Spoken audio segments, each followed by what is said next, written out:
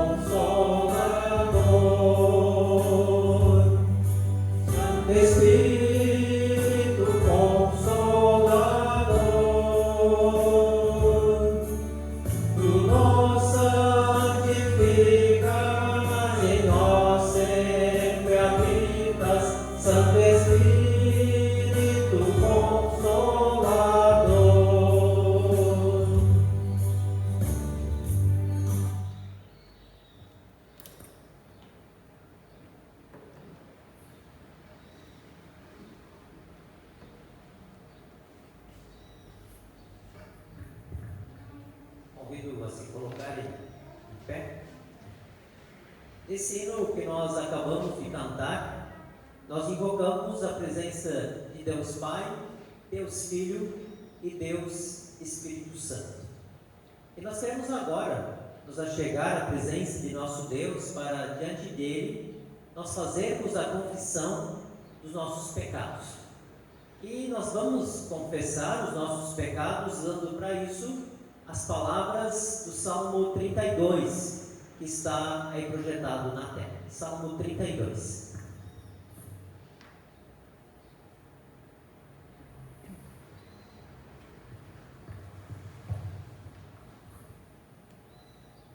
Feliz aquele cujas maldades Deus perdoa e cujos pecados Ele apaga. Feliz aquele que o Senhor Deus não acusa de fazer coisas más e que não age com falsidade. Enquanto não confessei o meu pecado, eu me cansava chorando o dia inteiro. De dia e de noite, tu me castigaste, ó Deus, e as minhas forças se acabaram como o sereno que seca no calor do verão. Então eu confessei o meu pecado e não escondi a minha maldade. Resolvi confessar tudo a ti, e tu perdoaste todos os meus pecados. Por isso, nos momentos de angústia, todos os que são fiéis a ti devem orar. Assim, quando as grandes ondas de sofrimento vierem, não chegarão até ele. Tu és o meu esconderijo, tu me livras da aflição. Eu canto bem alto a tua salvação, pois me tens protegido. O Senhor Deus me disse: eu lhe ensinarei o caminho por onde você deve ir. Eu vou guiá-lo e orientá-lo. Não seja uma pessoa sem juízo como o cavalo ou a mula, que precisam ser guiados com cabresto e rédeas para que obedeçam. Os maus sofrem muito, mas os que confiam em Deus, o Senhor, serão protegidos pelo seu amor. Todos vocês que são corretos, alegrem-se e fiquem contentes, por causa daquilo que o Senhor tem feito. Cantem de alegria todos vocês que são obedientes a Ele. Por causa dessa confissão, como pastor da igreja chamado e ordenado, anuncio a vocês a graça e o perdão de Deus, dizendo: os teus pecados estão perdoados. Em nome do Pai, do Filho e do Espírito Santo. Amém. Nós vamos ler agora o Salmo de número 146, conforme está projetado também aqui na tela.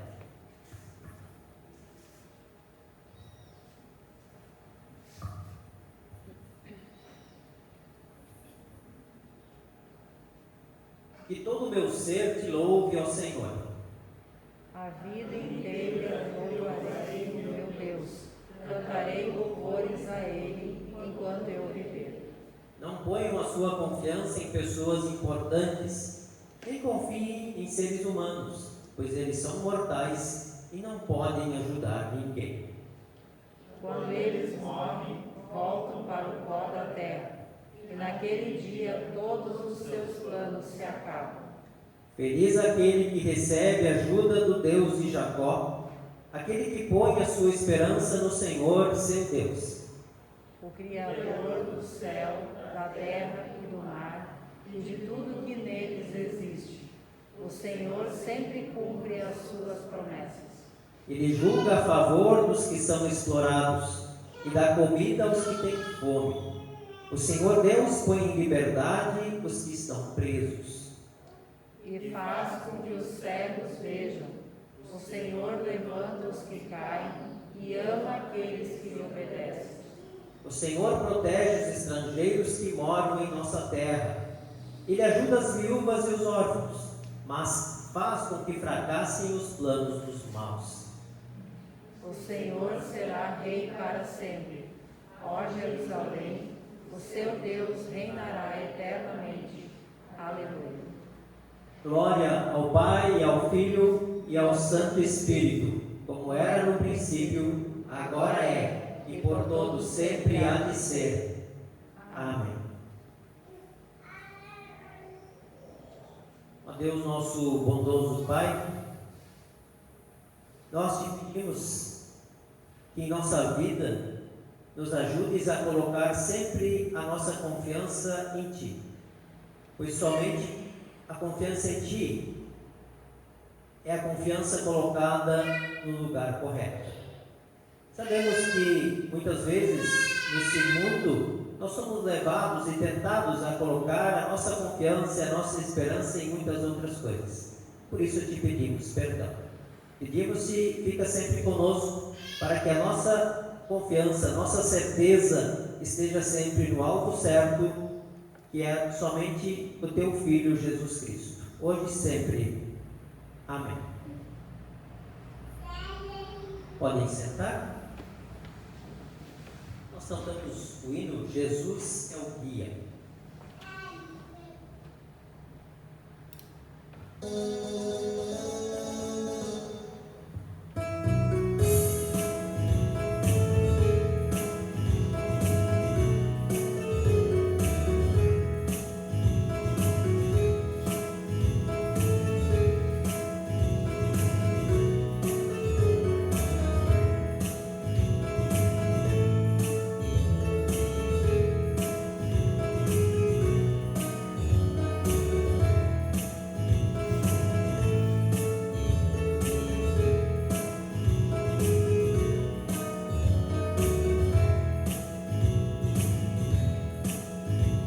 É o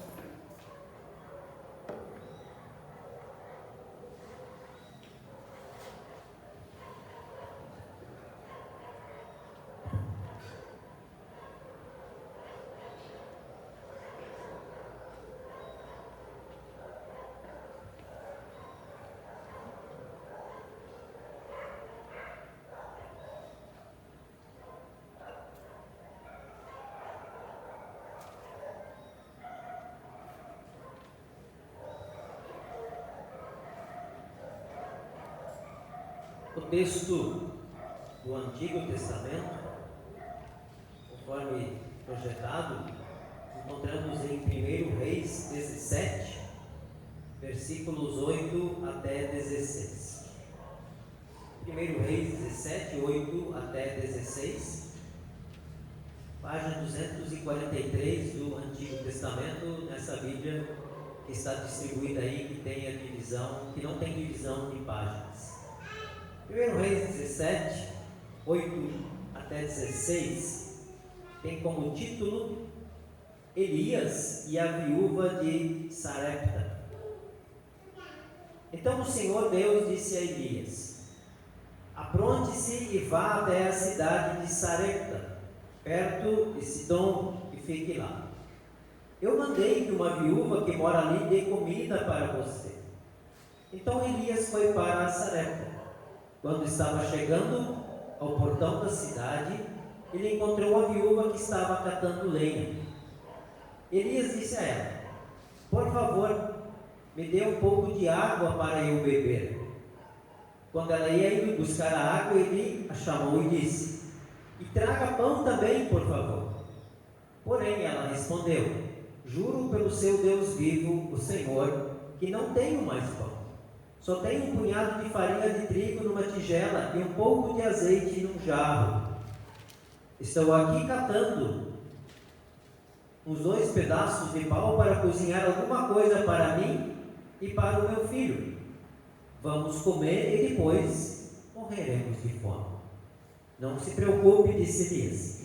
Vá preparar a sua comida. Mas primeiro faça um pãozinho com a farinha que você tem e traga para mim.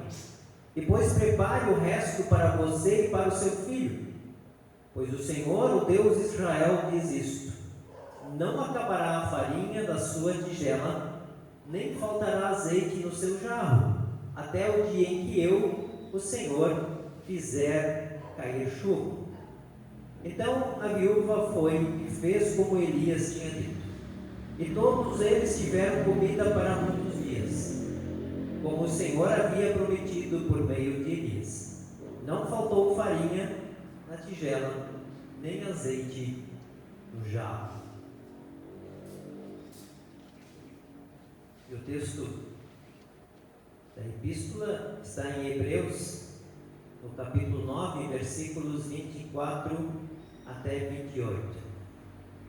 Hebreus 9, 24 até 28, página 833.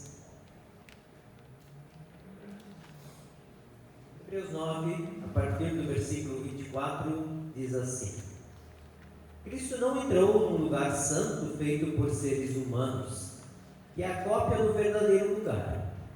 Ele entrou no próprio céu, onde agora aparece na presença de Deus para pedir em nosso favor. O grande sacerdote entra todos os anos no lugar santíssimo, levando consigo o sangue de um animal. Porém, Cristo não entrou para se oferecer muitas vezes. Se fosse assim, ele teria de sofrer muitas vezes desde a criação do mundo. Pelo contrário, uma vez por todas, ele apareceu agora, quando os tempos estão chegando ao fim, para tirar os pecados por meio do sacrifício de si mesmo. Cada pessoa tem que morrer uma vez só e depois ser julgada por Deus. Assim, também Cristo foi oferecido uma só vez em sacrifício para tirar os pecados de muitas pessoas. Depois ele aparecerá pela segunda vez, não para tirar pecados, mas para salvar as pessoas que estão esperando por ele. Estava fazendo uma pequena explicação desse texto aqui que fala do sacerdote. No Antigo Testamento havia a figura do sumo sacerdote, que era o principal de todos. Uma vez por ano ele entrava no templo, no lugar chamado Santo dos Santos, que estava separado por uma cortina. E lá ele entrava uma vez por ano para oferecer um sacrifício em favor do povo, e usando para isso o sangue de um animal, o sangue de um cordeiro. Quando Jesus disse está consumado, na cruz, diz a Bíblia que a cortina do templo se partiu em duas partes. Significa que, a partir daquele momento, não havia mais a necessidade de um sumo sacerdote entrar ali e oferecer um sacrifício, porque Jesus se sacrificou pelo mundo, por todos, uma vez só, como diz aqui em Hebreus. Não foi necessário que ele se sacrificasse muitas vezes, uma vez só, mas foi o suficiente, o necessário, o bastante para que todos aqueles que de fato creem nele pudessem, através desse ato, ter a salvação. Convido todos vocês a me acompanharem a nós fazermos a nossa confissão de fé usando o credo apostólico. Creio em Deus Pai Todo-Poderoso, Criador do céu e da terra, e em Jesus Cristo, seu único Filho, nosso Senhor, o qual foi concebido pelo Espírito Santo, nasceu da Virgem Maria, padeceu sob Pôncio Pilatos, foi crucificado, morto e sepultado.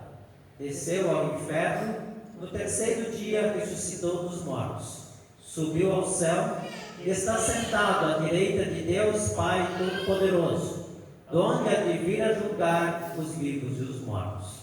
Creio no Espírito Santo, na Santa Igreja Cristã, a comunhão dos santos, na remissão dos pecados, na ressurreição da carne e na vida eterna. Amém. Em preparação à nossa mensagem, nós cantamos o hino Buscai primeiro o reino de Deus. Podem sentar-se.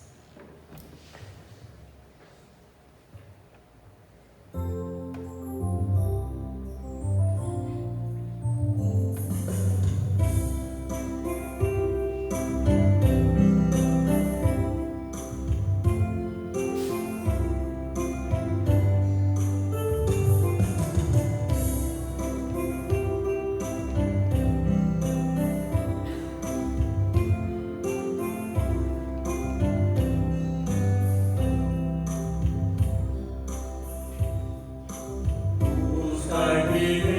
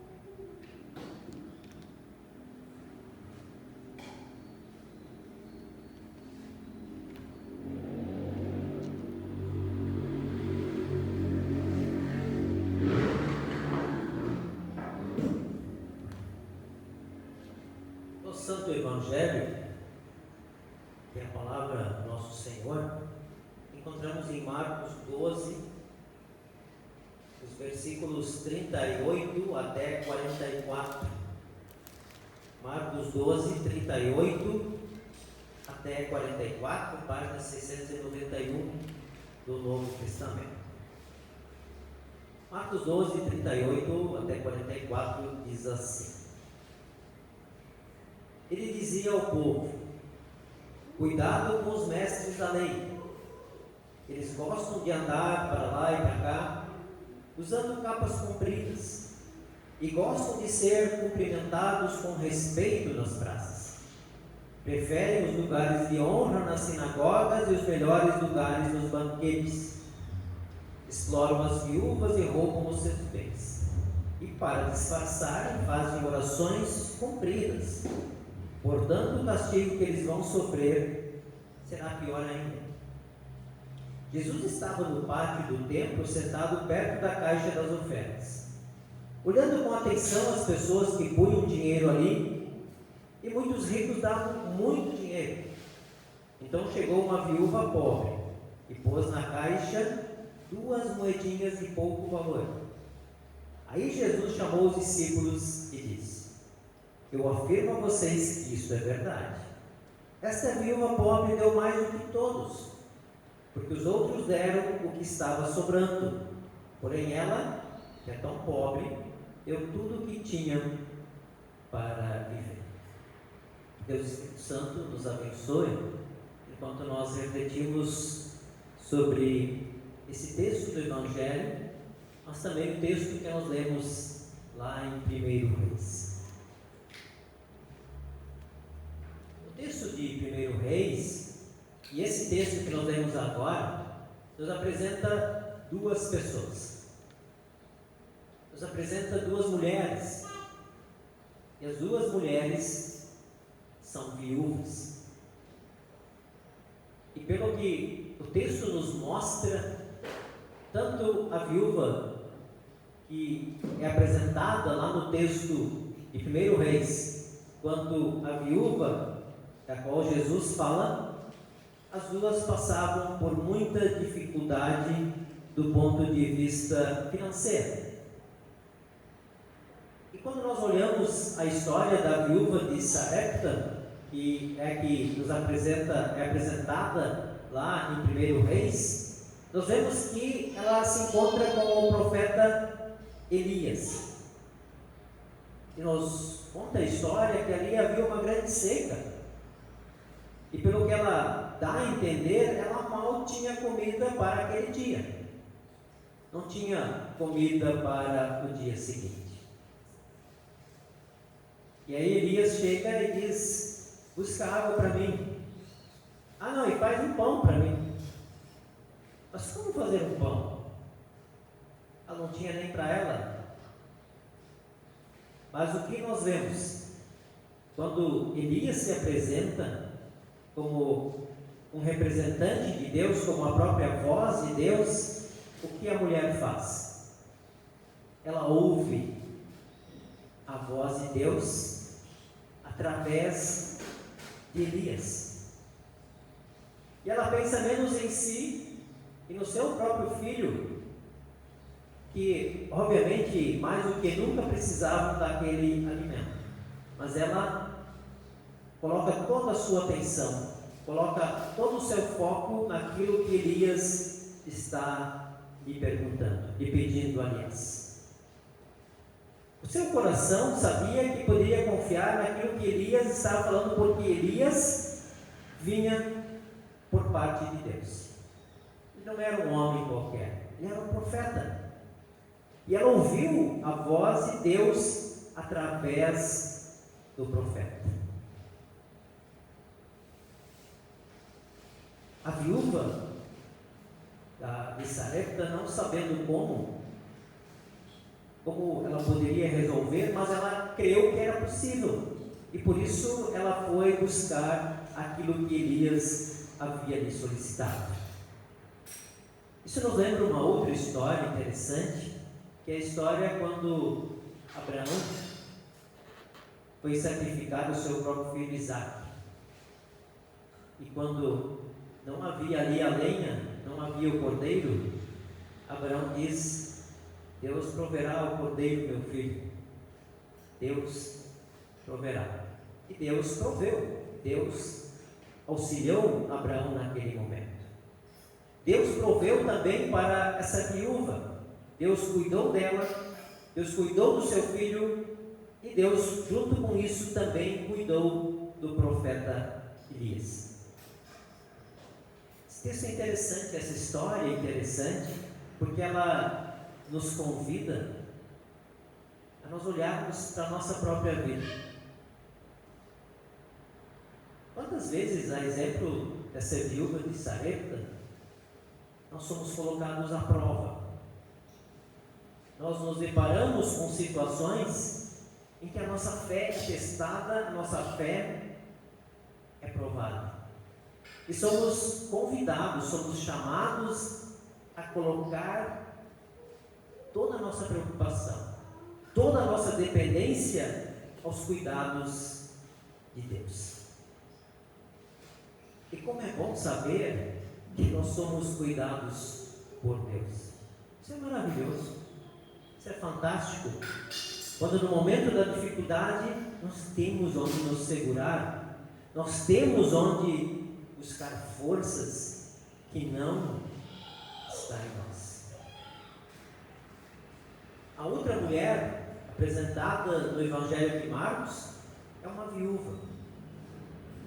E pelo que o texto nos conta, ela era uma viúva extremamente pobre.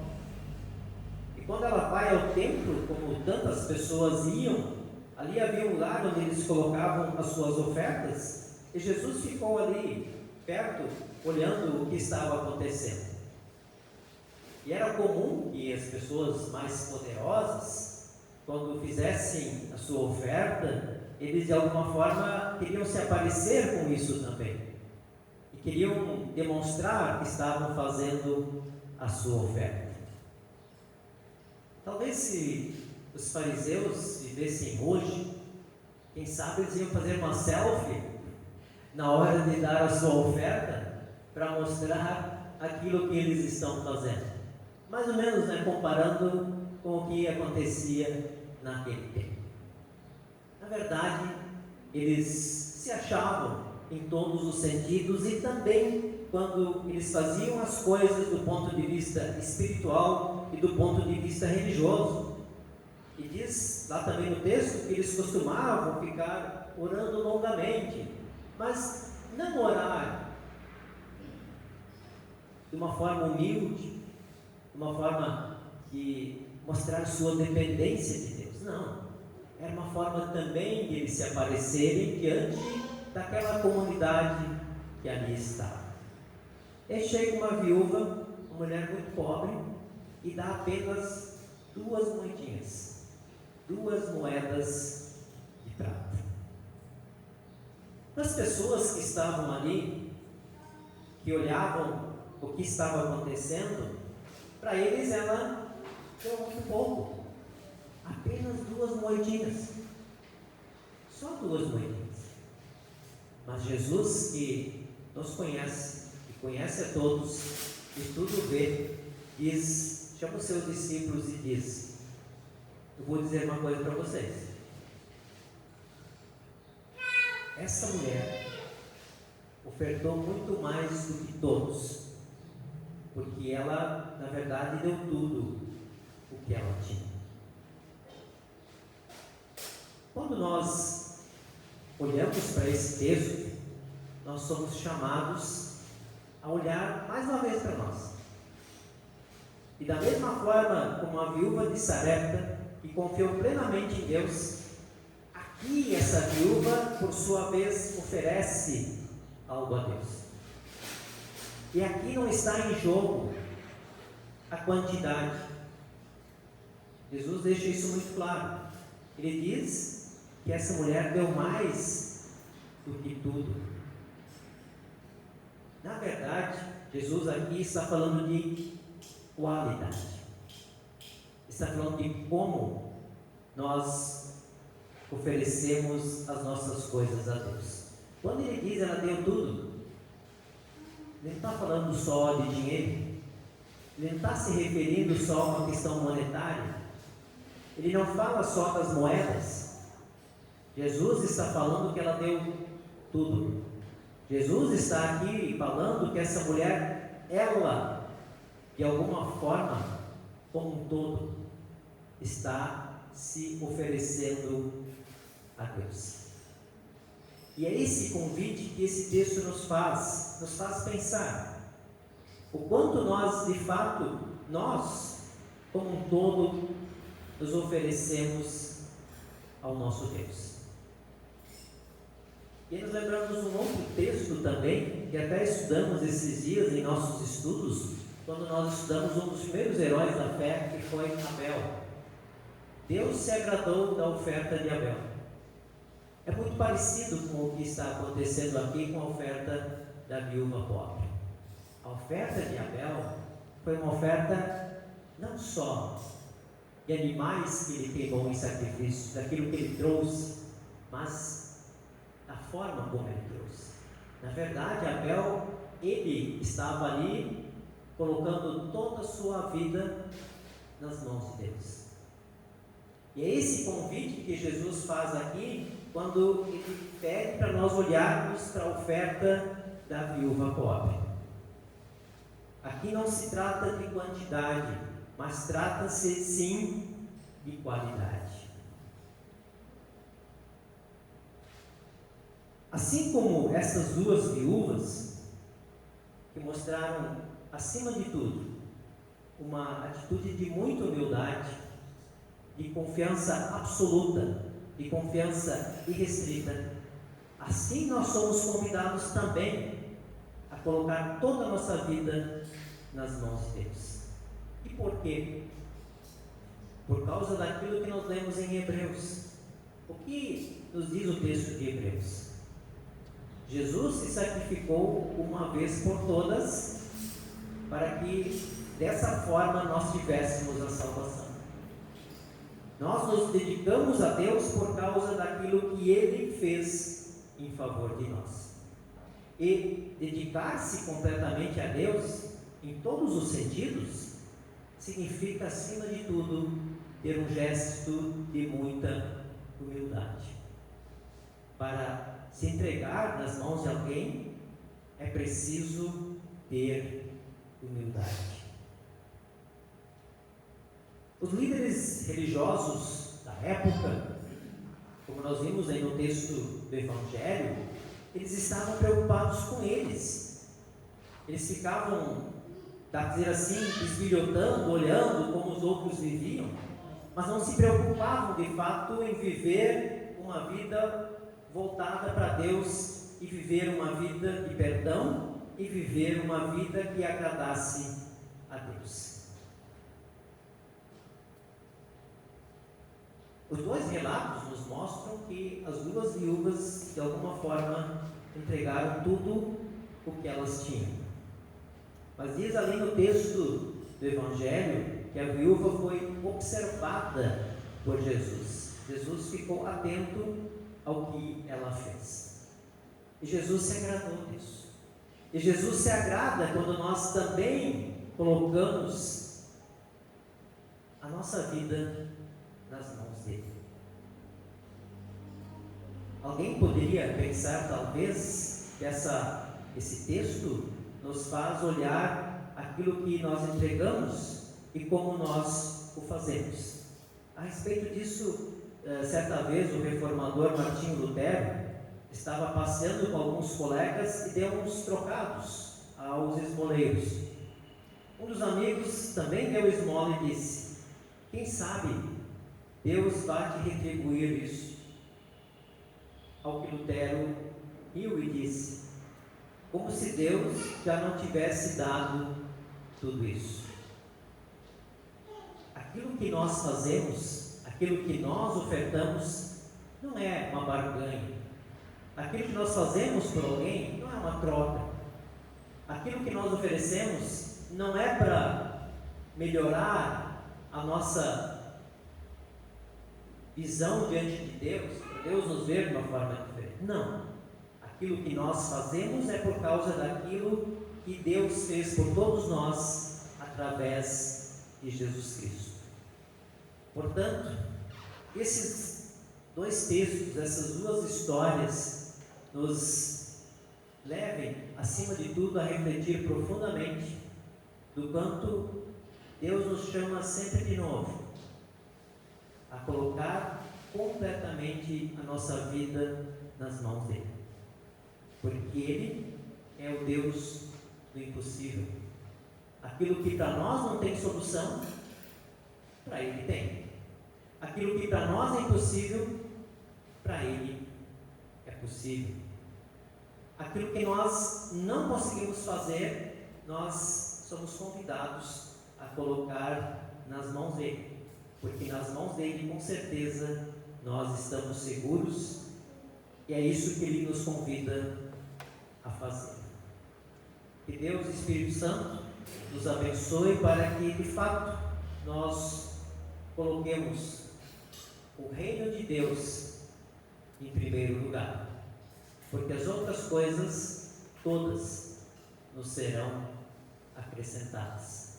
Que Deus e Espírito Santo nos abençoe, que assim seja. Amém. Nós vamos orar.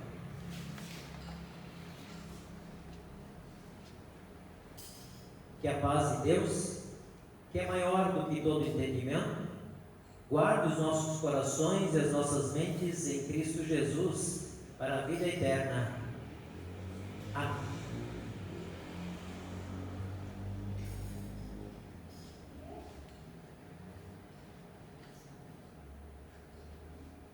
Esse é o momento de nós fazermos também a Deus um pouco daquilo que nós recebemos através das nossas ofertas. Como nós vimos nos textos, na verdade, o convite de Deus é para que toda a nossa vida seja sempre ofertada para Ele. Mas trazemos um pouco daquilo que Ele nos deu através das nossas ofertas.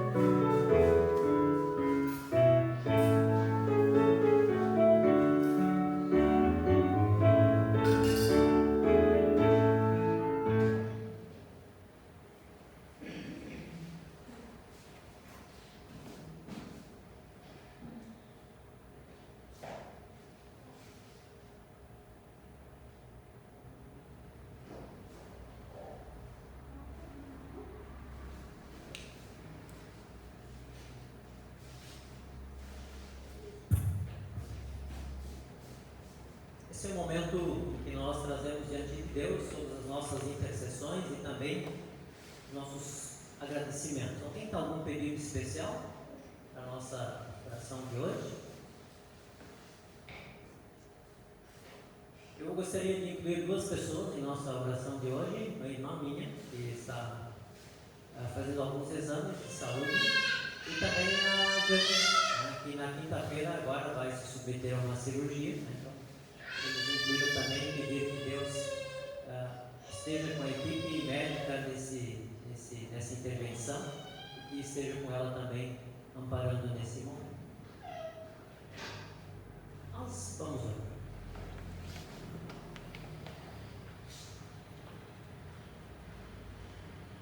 Deus nosso bondoso e gracioso Pai, Tu és o Deus do impossível. Tu és o Deus que nos convida a confiarmos plenamente em Ti, porque já deste mostras de que de fato Tu és um Deus todo-poderoso e para Ti tudo é possível. Ajuda-nos, ó Deus, a de fato nós confiarmos, a de fato colocarmos todas as nossas angústias, mas também toda a nossa vida em Tuas mãos. Ajuda-nos, ó Deus, a ofertarmos a nossa vida como um todo a Ti, o tempo todo, o dia todo, a qualquer momento, a qualquer instante. Colocamos em Tuas mãos, ó Deus, as pessoas que aqui nós citamos, pedindo que Tu estejas com elas, as abençoando, cuidando, para que nesse momento elas possam sentir a Tua proteção, o Teu amparo, e assim serem cuidadas por Ti. Também colocamos em Tuas mãos a Dona Lenida, que está em tratamento de saúde, pedindo que Tu cuides, guies, ampares e estejas com ela. Cuida de todas as pessoas que sofrem de alguma enfermidade. Cuida de todas as pessoas que são frágeis. Cuida de todas as pessoas que sofrem por falta de fé. A Deus, te agradecemos também, porque de uma vez por todas o Teu Filho Jesus Cristo se sacrificou, e por causa desse sacrifício nós podemos obter e ter a salvação. Te agradecemos, ó Deus, porque fazes a chuva cair, porque fazes o sol nascer, porque as Tuas bênçãos se renovam a cada manhã. Por isso, ó Deus, te agradecemos. Fica sempre conosco, por Jesus nosso Senhor e Salvador. Amém.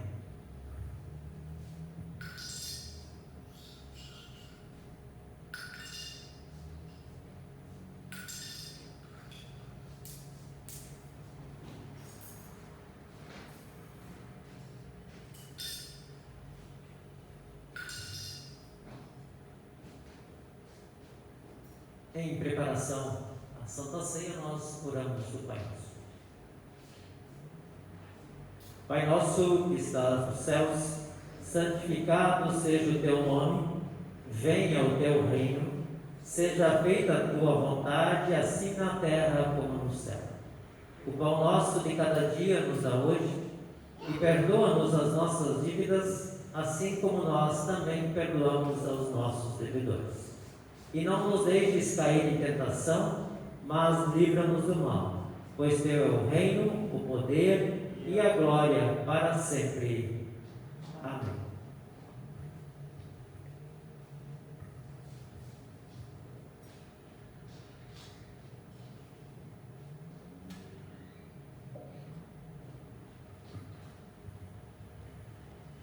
Nosso Senhor Jesus Cristo, na noite em que foi traído, tomou o pão e, tendo dado graças, o partiu e deu aos seus discípulos, dizendo: Tomai e comei, isto é o meu corpo que é dado por vós. Fazei isso quantas vezes o comerdes em memória minha.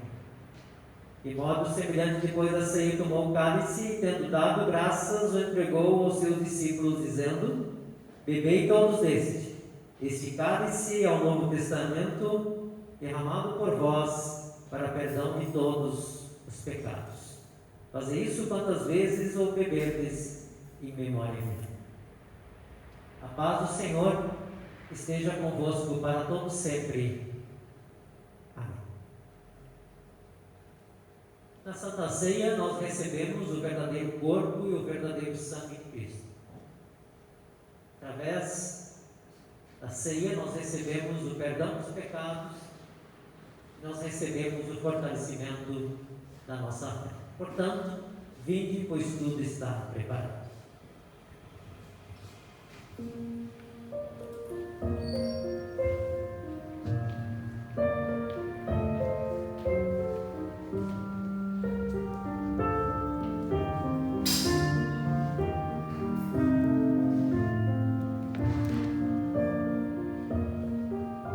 Bem-vindas à mesa do Senhor.